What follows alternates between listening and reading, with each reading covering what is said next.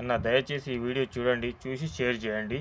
నోర్మై, ఆడదానికి నీకే అంతుంటే మగాడికి నాకెంత ఉండాలి? ఇప్పుడు మేము కూడా మీకన్నా దేనిలో తక్కువ కాదు.